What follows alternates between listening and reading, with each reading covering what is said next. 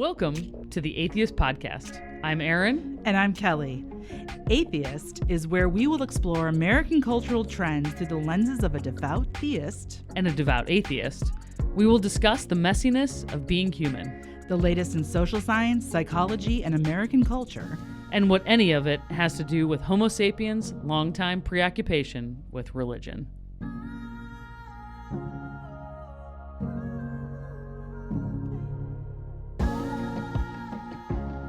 Hey, Erin. Hey, Kelley. How's it going? It's going pretty good. Good. Sitting here on a hot summer day, about to talk about some mimetic theory. Like you do. Do you know what mimetic theory is yet, Erin?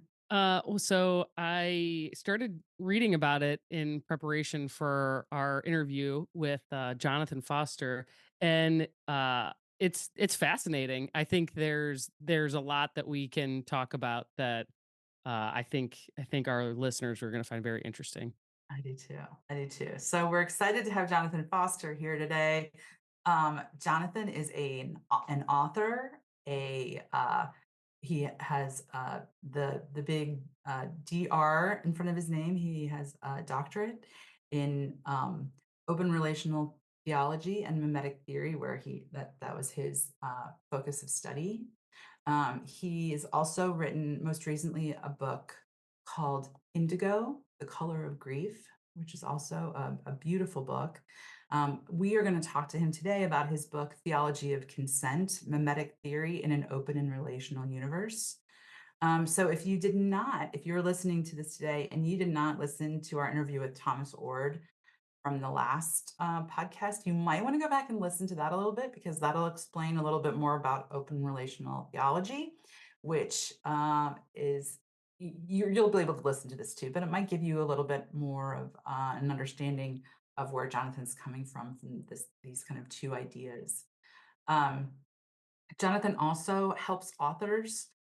He is a kind of writing coach and would you say thinking partner, Jonathan, in terms of the publishing world? Yeah, You I do think that's a good title. you do book development with people through Sacker Sage Press. And he also weren't you also a pastor for a time? I was, yeah. Yeah, That's right. yeah. So you've kind of had lots of hats. Mhm. But right now you are primarily author. I am, and I run a nonprofit with my son and a board out of Haiti. We've been doing that for 9.5 years, and yeah, I do a handful of different things. Awesome. And you are just right across the good old MO state in Kansas City. Right, I'm on the other side of the state. We're not far away, but just have to settle for Zoom today, I guess. Right. Another time we'll meet in Como and maybe do it in person. So I'll kind of start us off just by asking you a little bit about maybe why did you decide, as you were focusing your studies, to kind of look at René Girard and mimetic theory? Why did that kind of excite you to spend a great deal of time and energy? Right. Yeah, it was a great deal of time and energy, and still is. Well, first of all, it's great to be with you guys. I love your show. I love what you're doing. It's really unique and interesting, and I've listened to lots of episodes. So, Erin, it's nice to meet you virtually, officially, and Kelley, it's nice to reconnect with you. So, I'm honored to be on the show. And with respect to the question, why was that the question? Why would Yeah, you do such a thing? why Girard? You know, there's a handful of different ways to answer it. I guess one way to answer it is I got really interested in René Girard in about 2015 because I was trying to come up with essentially reasons why I thought Jesus had to die. And at that point, it was just no longer working for me to entertain the idea that I was still basically parroting at that time, which was that, well, he had to die because we're all sinners, and God can't just forgive you. He's got to, I don't know, he's got to beat up somebody or something, in order for that to happen. So and all of that was connected to just lots of really intense loss I've been through, and just trying to figure out essentially kind of like why do bad things happen, and for Yeah. me, because I've always been a Christian, if you haven't been a Christian, people may not, this may not be a big deal to as big a deal to them, but for me, it's like all these tributaries of grief and loss and pain kept running into this one like bigger river, which was, what is up with Jesus? Why did he have to die? What's going on? And it was no longer tenable at that point for me to say, oh, like that any of that had anything to do with love in terms of like God, needing something to happen in order for love to be triggered.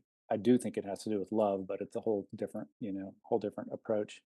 So that's what got me into it. I was looking for reasons why that might be, and I kept reading people who kept mentioning Girard, and it just one thing led to another, and then I started reading it, and I found it to be super interesting. Mhm. Yeah. Could you give us, because I'm sure for most of our listeners, they've never heard of mimetic theory, or that maybe they've heard of it, but they probably don't know what that is. Could you just, in your own words, tell us a little bit about that theory? Yeah, I'd be happy to. It's in depth, so maybe I'll do a quick flyby, and then you guys can Ask questions. Yeah. push back, ask questions, or whatever. Um, yeah, so mimetic theory comes from René Girard. Girard was a French anthropologist, like literary critic. He, like all good French critics and anthropologists, there's no way he could have been a Christian. However, later in his life, once he kind of discovers some stuff, he remembers his Catholic upbringing, and so he returns to some of that. Actually, becomes very devout at the end of his life. But yeah, he discovers this thing through reading like our famous novelists like Proust and Dostoevsky and Shakespeare and on and on. Um, he begins to see the way the novelists are talking about desires and the way they're pitting protagonists against antagonists and the stuff that's coming up from all of that. And then later he kind of does some anthropological work and recognizes that some of the same stuff is happening in different cultures and tribes throughout the world. And eventually he sees this really interesting scapegoating story in the Hebrew scriptures. And so he connects them all. All right. So anyhow, mimetic theory itself, I usually say it's a fivefold movement that plays out against the backdrop of two things. Sorry, I'll try to make this as quick as possible. No, Yeah. I no, love it. you I love it. No, you're doing just go great. for it. Keep All going. right. So the two things I normally start with that it plays out against are number one, that what the nature of reality keeps suggesting to us is that everything is relational. So you had Tom Ord on earlier, which is good. If anyone wants to know about open and relational thinking, they should listen to Tom. Um, but yeah, whether we're talking about biology or neurology or sexuality or psychosocial, like everything is connected to everything. There are no credible people, thinking people in our world who are trying to tell us, this one segment over here, it's really not connected to this other stuff. Nobody's doing that. Well, we used to. I mean, even as short a time, well, was it that short? I'm 55, 56, so it wasn't that, I guess. I guess that's a long time. Probably for Erin, that seems like a really long time. But even when I was a kid, you could get away with like more of the duality of mind and Mhm. body. No one credible is doing that anymore. We're like, it's unbelievable how neurologically our gut is connected to our heart, to our brain, Yeah. on and on and on. So it doesn't matter what discipline we're talking about. The reality is that everything's interconnected. All right, we could double click on that forever, but that's basically one thing. The second part of the backdrop is that what seems to be true about us humans is that we all share an awareness of what we might call, insecurity, like anxiety. The philosophers use this language of lack. So for Girard, who doesn't come up with this on his own, this is Hegelian and Lacanian and other stuff too, but for Girard, there is no non-lacking subject that has ever lived. Like we all share this. And if you come from a heavy religious background, you might call it sin, or, you're falling short, you're broken. There's 100 different ways to categorize it. But it seems to be true. Like we would all agree with that at some level. We use different terms like something's not quite right, and we feel that. And from a like a macro perspective, when you look back, you can definitely see where that energy has motivated us to do some really unhealthy things. All right, so those are the two things: relational and like a lack, Can anxious. Yeah, go ahead. can I okay, so on the second one, to kind of like as I've been thinking about this, so like um that this desire or Mhm, this lack that is cultural, that it's like the culture is sort of telling us what we should desire. And so I was telling Kelly before we got on here, like this is like the Buddhist principle, right? The cessation of like desire is not is it or of suffering is to get rid of desire. mm, um and so anyway, that's what I was thinking is like, yeah, and we are trapped in this, mimetic, like who are we imitating, yeah, right? um and we have all these like false ideas about like what we should be imitating. And right. then but like, so we've talked referenced the god-shaped hole on this show Mhm, multiple times, mhm, but that's what it seems like, right? That lack is mhm, this like hole that we all feel this desire to fill. And mhm, and human nature tells us, well, we have to fill it with like what we observe around us from other people. And so it really comes down to like, for me, this idea of mimetic theory comes down to like, who should we be, you know imitating? Like mhm. the choice of who we are modeling ourselves after is essential. Yeah, 100%. Very much. And also along with that, which we might get into later, is like, yeah, I mean, my opinion is you really don't ever fill that hole. Like there's no, like, all due respect to Pascal, there's no actual God-shaped Right. hole, because then what you would do is what we always do. We would treat the divine as an object. Well, that is what we've done. And we've, here's the here's the dogma to believe to get God in there, and now you're good to go. Um, which works for some of us for a little while, Mhm. and more power to you, to the listener. Like if you feel good about what you're doing, great. The reality is, for those of us who've been through some stuff, it yeah, it's probably not going to last. It's So ongoing. Yeah. Ongoing, yeah, yes, yeah, yeah. it's an ongoing kind of a thing. So yeah, I think you're right on, and I love all that stuff. Um, all right, you want Yeah. me to So do the go. Okay. So practice? we had the Yeah, two, and then okay. Yeah. So the backdrop is relationality and whatever we want to call it, anxiety. And normally it's not linear like this, but I kind of try to explain it in a linear way because that's the way we're built. So my apologies to any Girardians listening; they'll be scandalized by I'm sure my. there are a ton of Girardians that listen to our podcast, but Yes, yes, yes. maybe, who knows?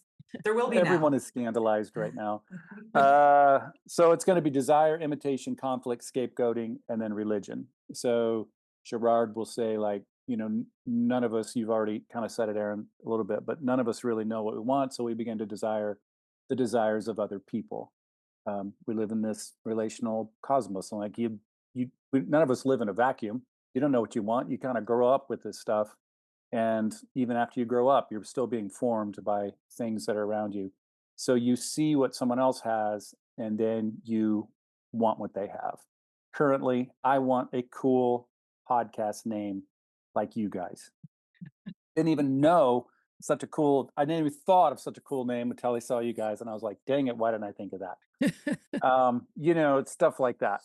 It goes on and on, which leads to the second piece is imitation. So then we begin to imitate what we see our model in this case. So, like, I would be the subject, you would be the model. We begin to imitate that.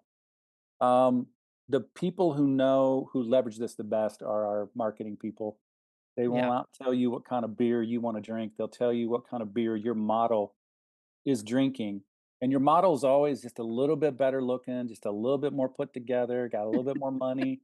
It's always that kind of stuff, which, um, if you to highlight that, part of the reason is because what the marketer, whether they realize it or not, what they're really good at is showing you someone that appears to not have lack, Mm, that mhm. appears to be someone without the insecurity and without the anxiety, doesn't have any gaps in their life. And so then at some, subconscious level, I'm like, oh yeah, the beer commercials are hilarious. Like it's the dumbest thing that they continue to do this, but apparently it works. They show us over and over these like really fit, beautiful people Yeah. drinking beer, and it's like everybody knows that there's no dietary regimen anywhere that would include alcohol to help you make you look like that, but it's it's just all a part of the game, right?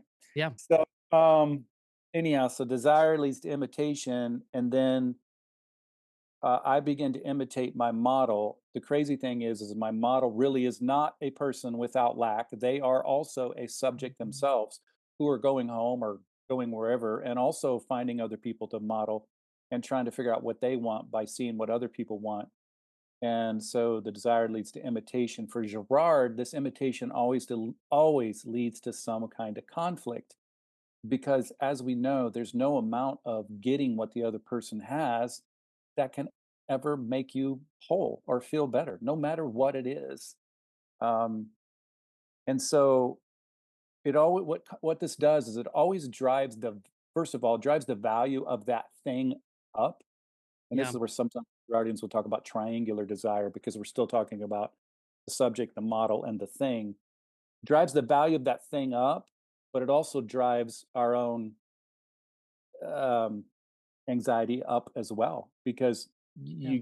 you get that thing for a while, but then it goes away and it's Yeah. frustrating. Yeah. My favorite cartoon that you did in the book is the two kindergartners with the colored Yeah. pencils, Mm, and one says, "I want these colored pencils. You want these colored pencils.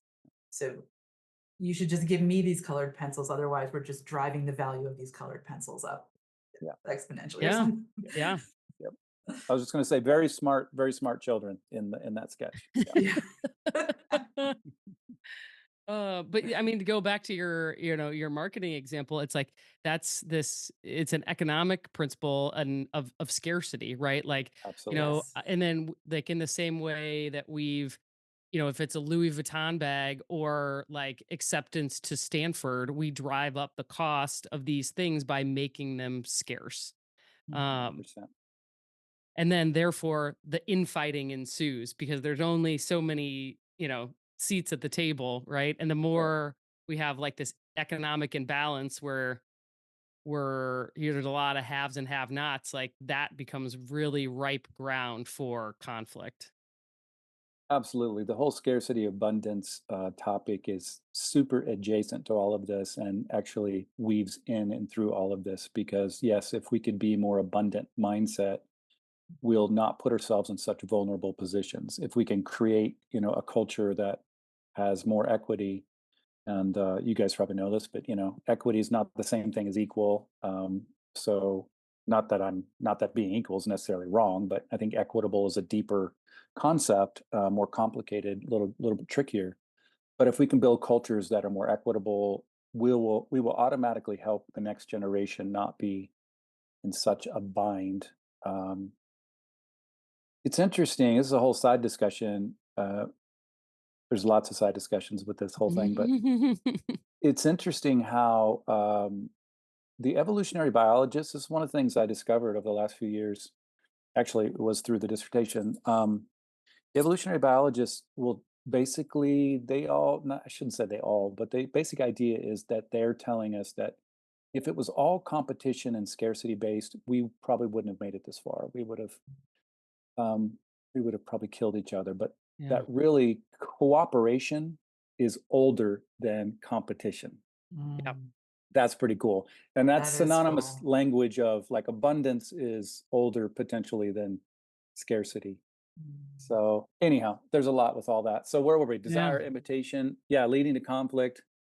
We think the other person, yeah, has it all together. We want that. We fight for that. We try to get more stuff. And then it really kind of gets more sinister because it starts to morph into less of this triangular desire of this thing and more of, oh no, I want to assume the personality of that other person. I begin to see them as a rival. And we set each other up to do this. And we begin to push back and forth. There's something really, I still struggle with this all the time because I think I think this is really true. One of the most interesting Girardian insights for me is that it's not our differences that drive us, it's our sameness. It's our tendency to act just like our rival over and over and over, Mhm. which is counterintuitive. I go into conflict thinking, oh, I'm clearly different than the person across the table from me, or across whatever from me. But it's embarrassing, I have to admit, that a lot of times we kind of just want the same stuff and we keep acting like each other. Yeah, so Yeah. that's deeply We troubling. Yeah, we've it's kind of we've talked about that a lot in terms of like in terms of the political spectrum, Absolutely. the right and yeah, you want to horseshoe. yeah, that the people on either ends of the spectrum actually look a lot alike. Absolutely. Yeah. And as you're going to get into, right, in especially like landing on scapegoating as a go-to mechanism for like exerting power, Mhm. that both ends of the political spectrum, like that's right. We see that right now Yeah, very strongly. absolutely. And Erin's a pro. See how she just set me up to just, can we keep it moving, Jonathan? Let's get on to the next thing. That's good. I'm kidding you. Okay, so yeah, that there you go. It sets us up for this fourth piece. It's the thing that, again, I've never heard anyone call this five movements, so this is just totally me. But the fourth piece, referred to as scapegoating, it's the thing Girard's known for the most. If people have heard of Girard, they've probably heard of the scapegoating thing, which it's not proprietary to him. Obviously, the concept of scapegoating has been around a long time, not least of which is in the Hebrew scriptures. But what's happening here is, as I'm fighting with my model, and they start fighting with me, and then we start assuming each other's personality, the essence of the other person. By the way, a great movie if you want to see this played out. Actually, any movie by Christopher Nolan and his brother, I think, is Jonathan. But Prestige in particular, Mm. which is about two magicians who fight, and the whole show gets to be about them, the rivalry set up between the two of them. So yeah, we're fighting, and the tension, the conflict is going up. And one other key thing I should add is it's never just me and my model, because of the relational cosmos that we're in. I always have a group with me, and they always have a group. And so, um, you know, family, church. I know it's hard to believe that there could be fighting in church.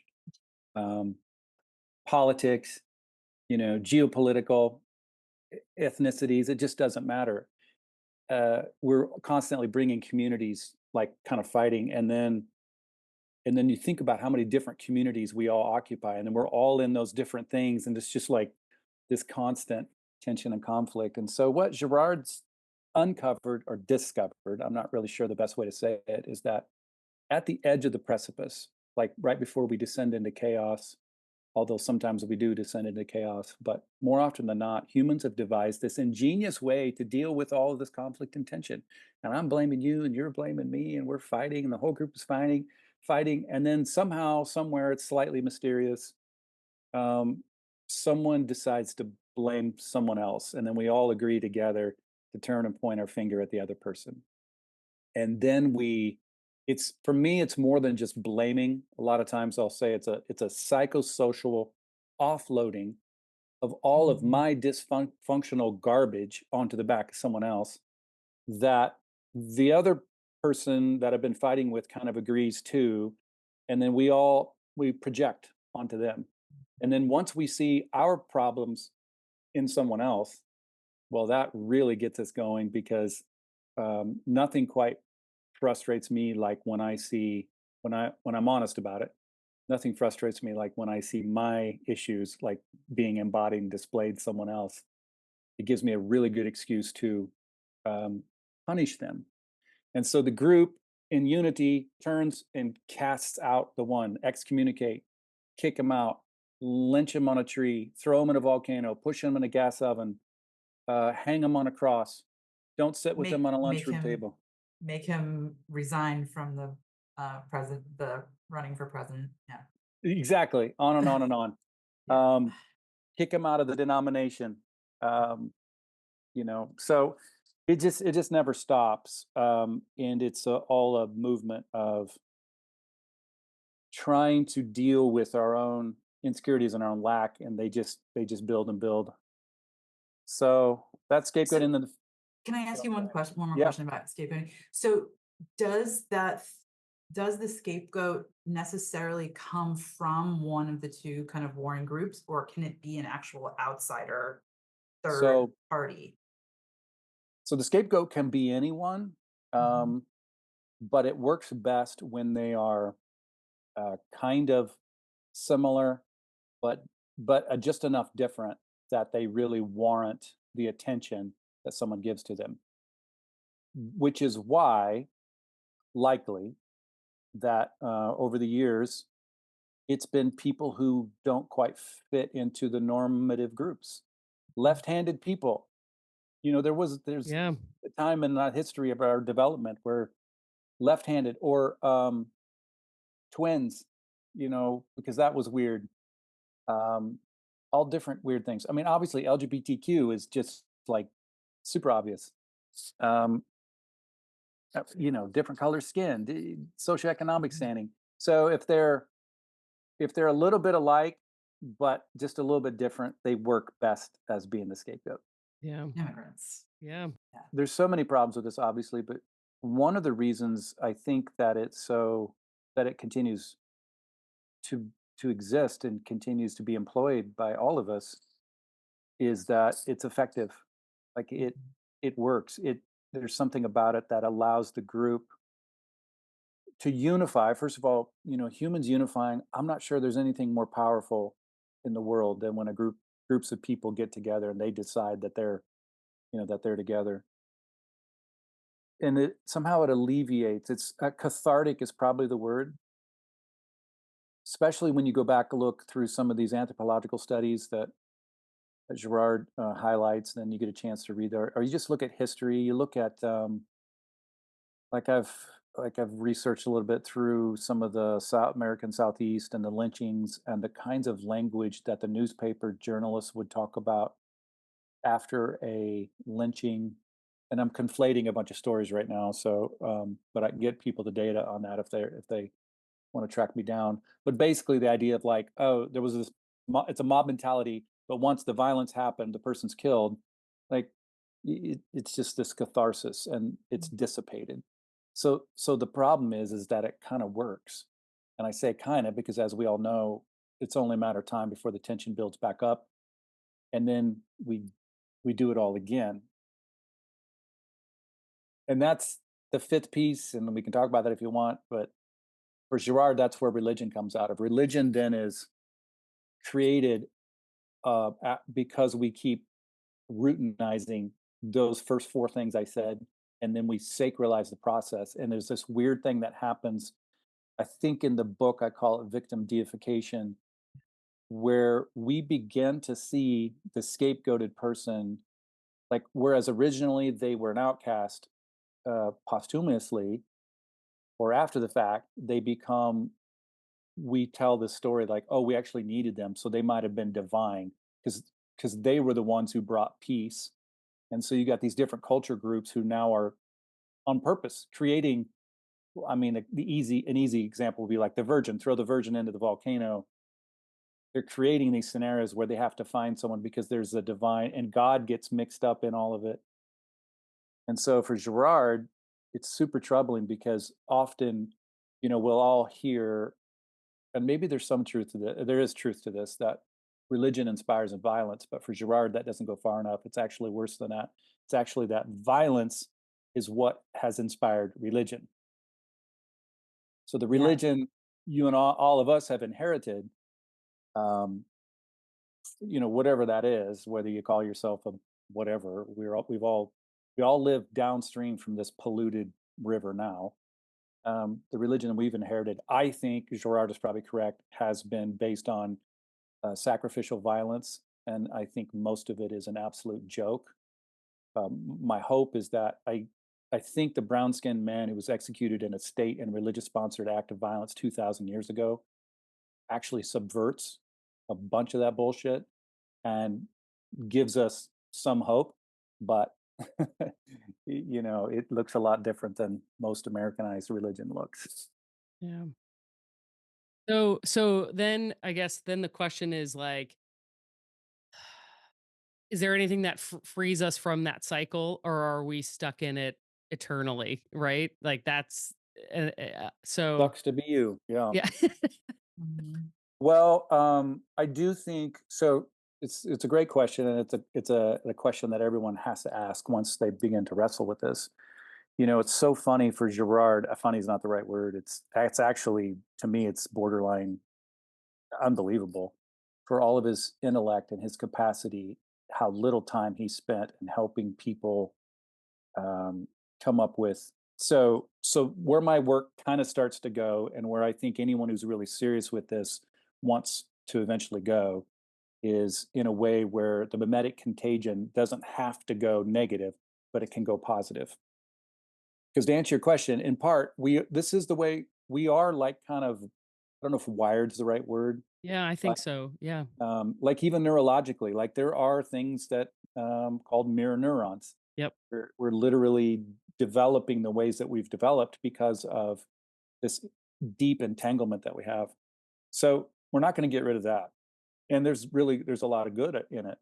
Mhm. So we have to figure out ways to leverage this thing to go in a positive direction.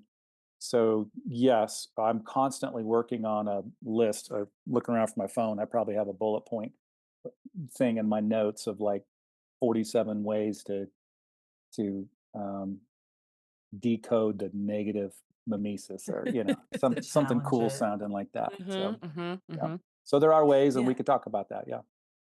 Yeah. Because my question would be like, is there the possibility that we can have a selfless desire, that we can have desire and that it can be a selfless act? Yes, I think so. um it probably won't last long, but Mhm. because it's Yeah. constantly in it. And let's see, I guess it depends on your definition of selfless, and why you would want necessarily. I mean, because there's a part of selfless I don't love, because obviously for some of us who've come from overly Yeah. religion backgrounds, Yeah. there's the whole, self is Yeah. not important. So Mea culpa. Yeah. Is yeah, it yeah. more like just more like desiring the right things? Yeah, I think it's a combination of things. I think self-awareness. Okay, like for example, to get out of the negative mimetic spiral, uh, a a part of the recipe would be, first of all, I think self-awareness, and just Mhm. once you kind of see this, and then to be honest in your own life about how often you are allowing the tension of s- something else to inspire you to then imitate someone you assume has no lack, when in reality that's not true, and how much you're projecting your own crap onto other people.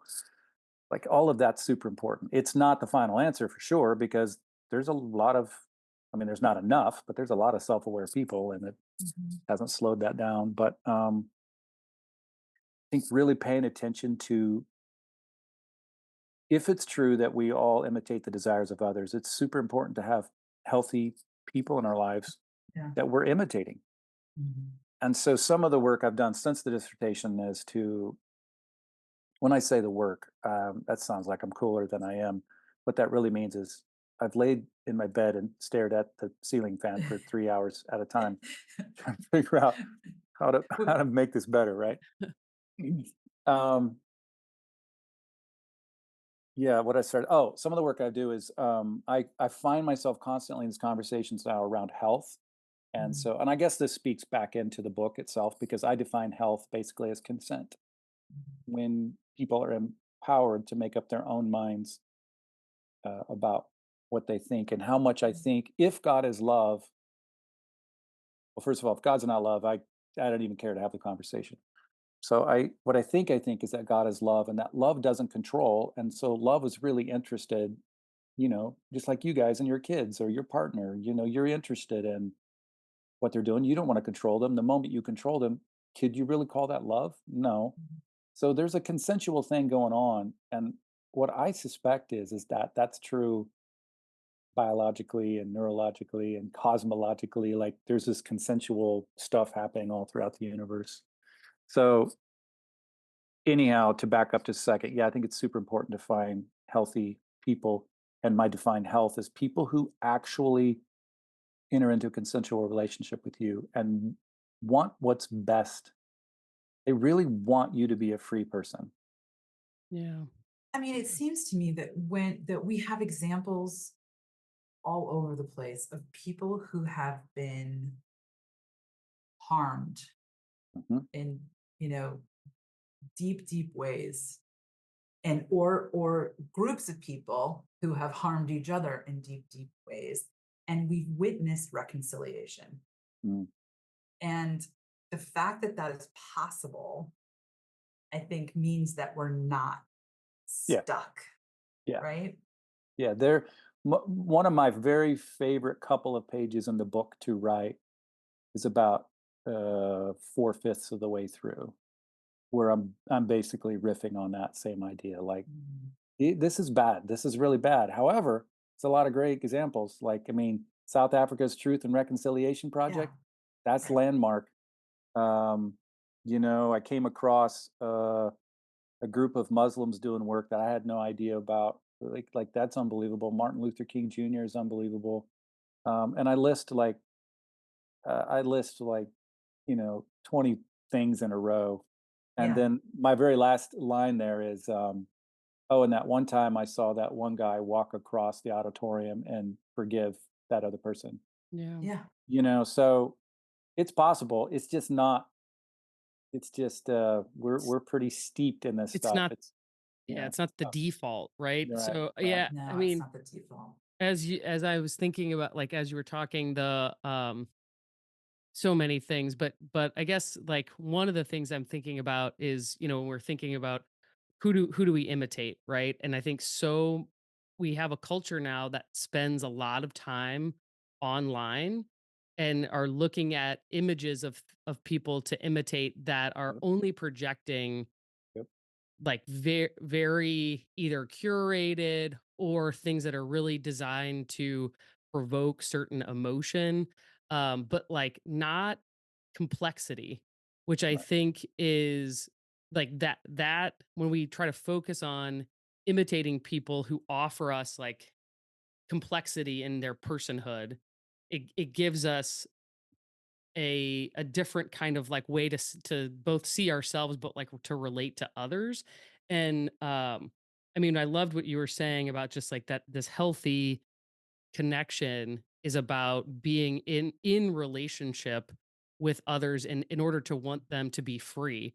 And I think about, like, Mhm. when we spend so much time in the media ecosystem, like, they don't want you to be free. They Mm, want you to be trapped and to desire what they're selling, or mm, to, like, join their tribe. And it's the opposite of a loving relationship that wants to offer freedom. mhm. Yeah. Well, and it makes me think, like, individuals, right? We're all marketers now. Right. We all market. Right. And then marketers, yeah, and then poor marketers, here my husband and we went downtown to a barbecue joint a couple weeks ago, and we drove by Anheuser-Busch, and we talked about how the marketing for Bud Light, when they had, I forget the woman's name, the trans woman that they had, Oh and yeah. Yeah. they lost. And so here was a marketer trying to be complex, you Right. know, and Right. they lost 33% or 40 or something ridiculous Hmm. percent of their market Hmm. for trying to be, you Right. know, more nuanced. Right. So yeah, that we do Yeah. not It's get rewarded. no. No, you have to take more of a long view. Like this is my job to help humanity evolve. It's Yeah. true in me in church world, like it would be easier to toe the company line and to just do this Mhm. and collect a paycheck. And frankly, like 2 days out of every week at this stage of my life, I'm kind of like, dang, I wish I would have done that. Because my whole life changed. But yeah, you take a longer view and you're like, no, man, I can't, you just, yeah, to go that other direction. Yeah. Your point is well taken. we wanna esteem complexity, but it's difficult in the world that we live in. Mhm. Yeah. Yeah. And you can't unknow it. Kind of what you're talking about. It's like once you know Yeah. you see it or know it, you can't unknow it. And then it's Yep. like, ugh, Stuff you it know. back in a box. Yeah. Can I tell you a quick story about one of the things I found to be super powerful for me with respect to positive mimesis? Yeah. Um, it comes from my friend Rebecca Adams. So anyone listening who wants to think about loving, she calls it loving mimesis. My friend James Allison calls it Pacific mimesis. I tend to call it generative mimesis. But anyhow, Rebecca Adams had this seminal interview with René Girard in the late 90s. And that was really kind of the first time he went on record as saying, oh no, actually mimesis can be a positive thing. Up until then, it's all negative. So she was wrestling with what this means. And so her kind of aha moment came watching Star Trek. And she's, like it does for all of us, Yeah. clearly, right? And so I'll mess up some of the details, but I do have the story in the book. But basically, the episode is around this alien creature, this female, and I think she's called a metamorph, something like that. And what she's super gifted at being able to imitate the desires of the male counterpart in the story, whoever she's around. And so, because of this, the galaxy or whomever has figured out she's a great pawn in like these geopolitical games. Like you put the metamorph in the situation, and she's going to imitate the desires of the male. The male is going to want to be attracted to her, and then they're going to be, that's how they get these different. I don't, what do you call them in Star Trek galaxies together? So the Federation, the ship, I think this is Picard. So their ship is tasked to take the metamorph across the galaxy somewhere else. And of course, during the episode, she messes up. I mean, all the males on the ship are messed up because they are attracted to her, and then she amplifies the attraction because that's what she's really good at. So it's this hilarious mess by the end of the episode. But fortunately, right before the end, Picard, who is a good and righteous man, steps in and draws some boundaries, sequesters the metamorph, and the ship kind of gets back to normal. And then he starts visiting her. Mhm. When he visits her, he helps her become a free person because for her, this is a fictional story, right? But this is how it works. For her, Captain Picard is the only man she's ever met that finds it um, reprehensible, that just finds it disgusting that she is built in such a way that she's always a slave to the desires of other people. So when he meets with her, he wants her to be a free person. She begins to imitate his desires. His desires are for her to be free. She imitates that and she becomes, for the first time, a free person. Mm. It's funny. I've told this story before and I'm almost started crying because, and I'm talking about, Picard and Star Trek. It's like, to me, that's a picture of s- that's what that's what I hope I can be for people and the kind of people I want to interact with. And I suspect that's the kind of person that Jesus probably was too. I don't know about a bunch of the other stuff that people have told me about him, but I kind of get that sense, like reading the story, when he was around the foreigner and the Mhm. eunuch and the divorced person and the sick person and all the women that he was around. Are you kidding me? The way he esteemed and empowered people. So anyhow, Rebecca connects the dots and all that, and the loving mimesis, desiring the desire of others. And if you're around other people who don't want you to be free, and you desire those desires, you're kind of screwed. But if you can find people who, and it's hard to know who that is, and it takes some time to vet all that. But I love that little story, and I love the work that Rebecca's doing, Mm. and I love Captain Picard. I do love some Pet Captain Picard.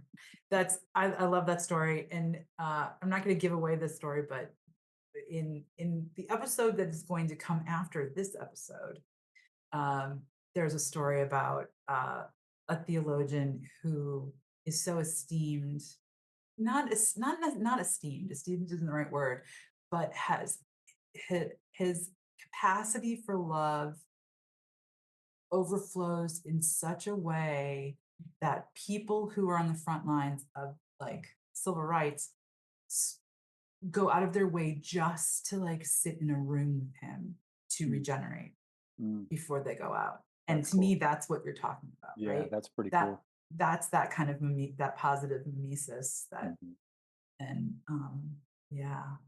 And so when you talk about Jesus and in the book as a subverter of Mhm. negative mimesis, and you say the revelation subverts our violent mythic machinery by declaring that the way forward isn't unanimity against the victim, it's That's solidarity with the victim. And right on. Preach it.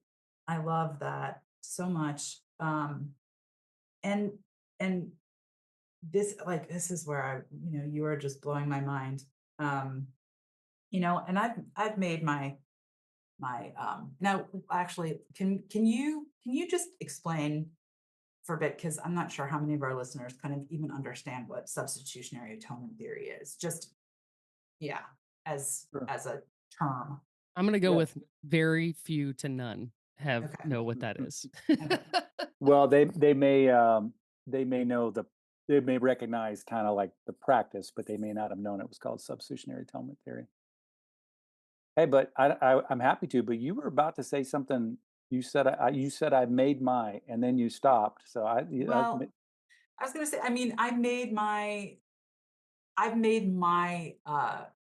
like I've been able to kind of negate that as part of my theology. Like okay. I have Yeah, made my uh made your mind up regarding what you think yeah, that. like Yeah, I've been able to, yeah.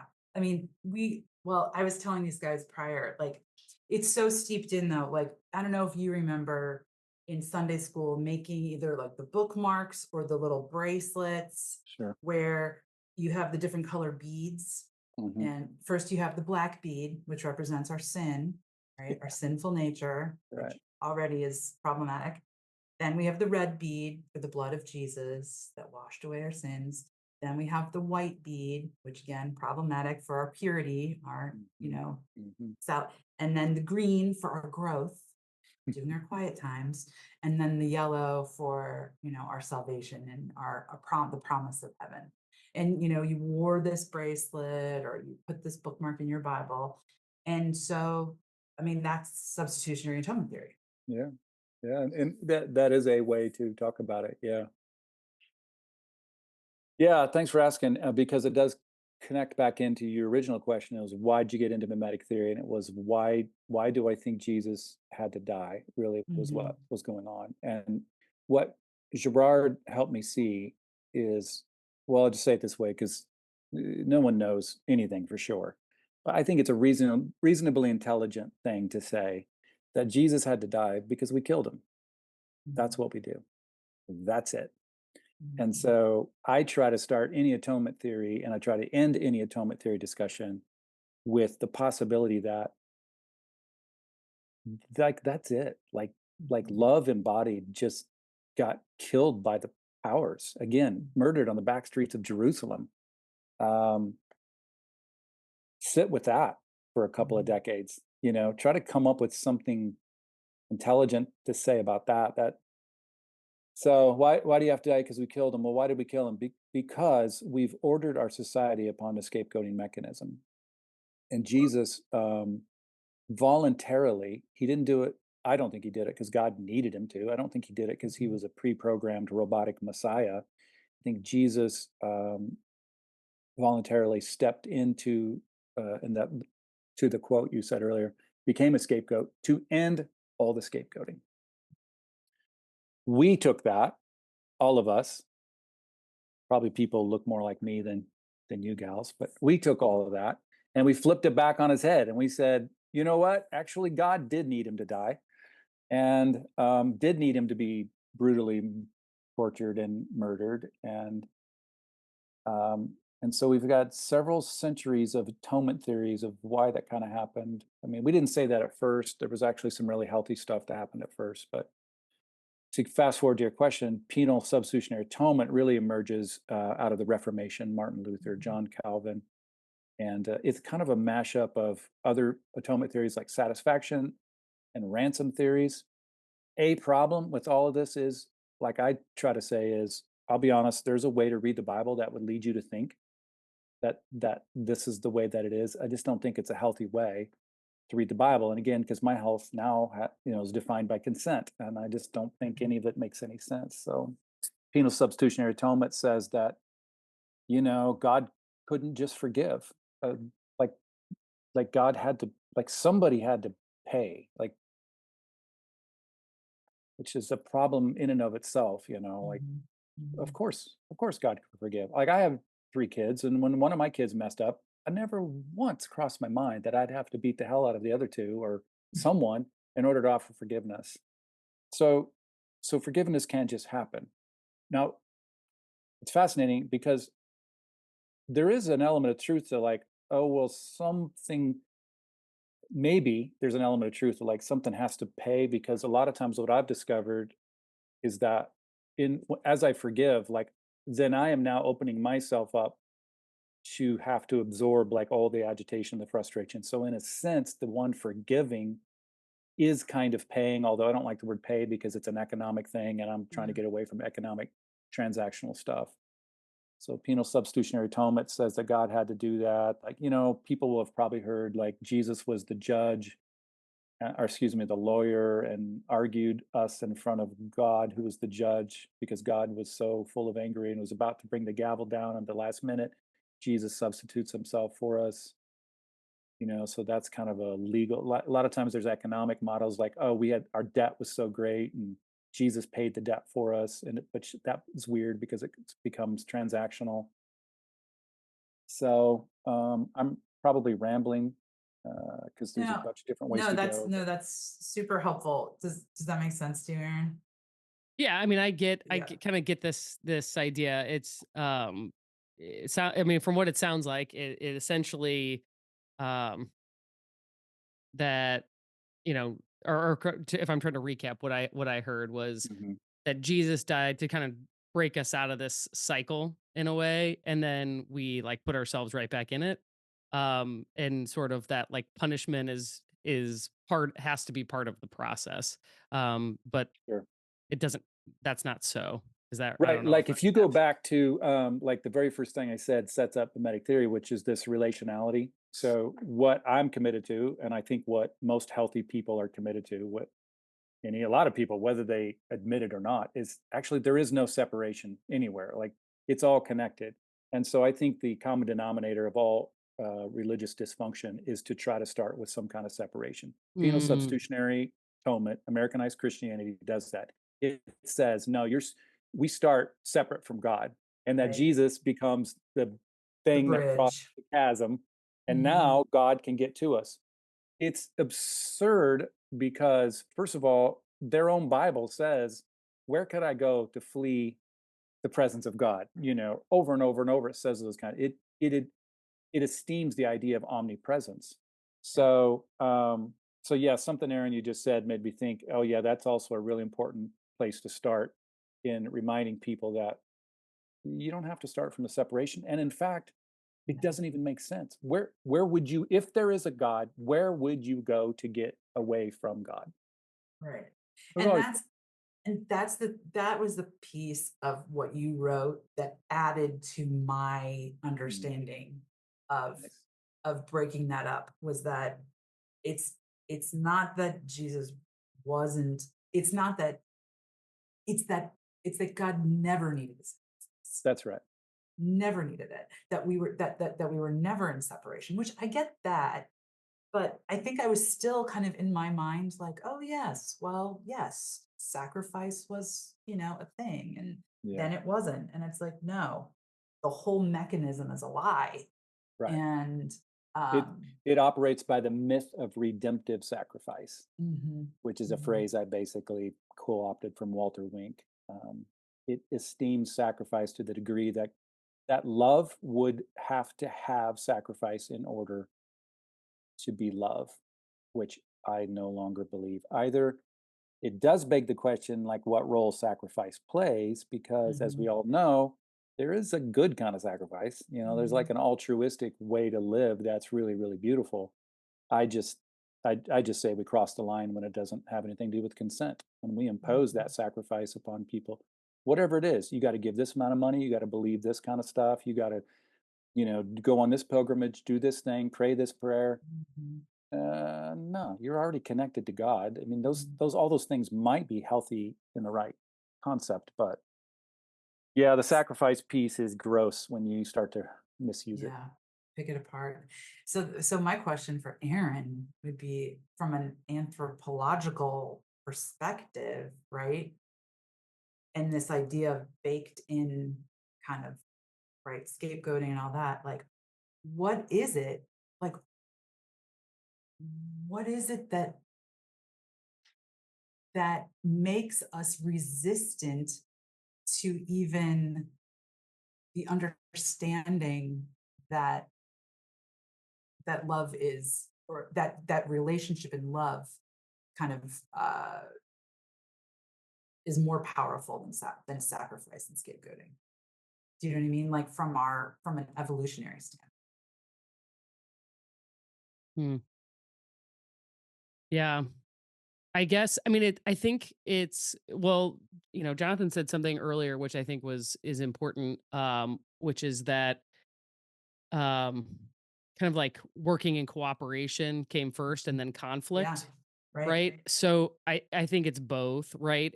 I think it's the reason that humans have conquered the planet is our ability to cooperate, but baked into that has always been i- you know conflict, and who has been the most successful individuals to both cooperate and to engage in conflict. Like Right. both of those things have Land. been, yeah, to have been true in terms of like who we are all descended from. So in a way, like both of those things are true about human nature.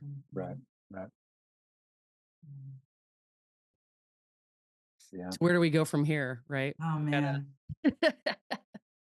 Well, and also, yeah, there's so many things to say, but it was so much. It was disturbing, uh, but it quickly became a lot of fun about 7, 8 years ago when I realized that some of my atheist acquaintances were probably living a life more resonant with the spirit of Jesus than most of my Uh-huh. Americanized Christian friends. Yeah. I was like, "Oh, wow, this is gonna get me in a lot of trouble," but Yeah. this is so true.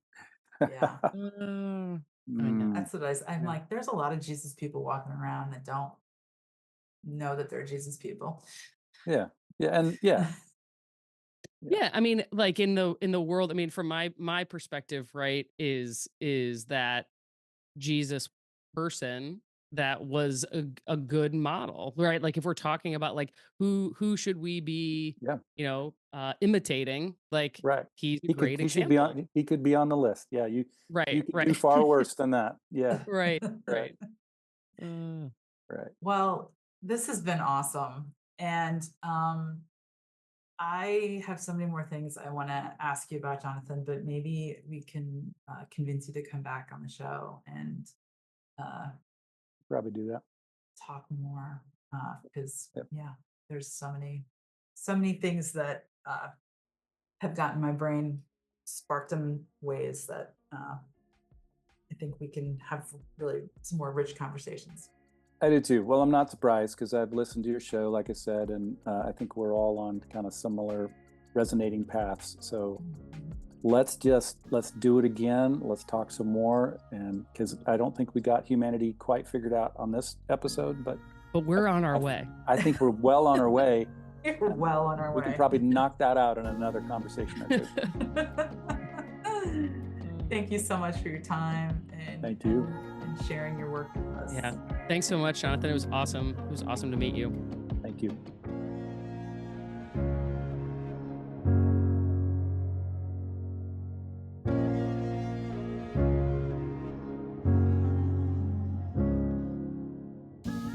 A huge heartfelt thank you to all of our listeners. Some of you joined us a year ago, some of you joined us recently, but all of you are helping us grow the show. Thank you so much. Atheist is still advertising free, sponsor free, and available for free to everyone. Lots of podcasts have big production teams. Our team is just 3 friends working together to make something we hope puts good into the world and brings value to your life. But we always need your help. Please spread the word and share the show. All of our social links and other ways to support the show are available on atheistpodcast.com. Atheist is produced by Justin Seiwell of Trend Media, STL. Thank you for listening, and keep looking for connection.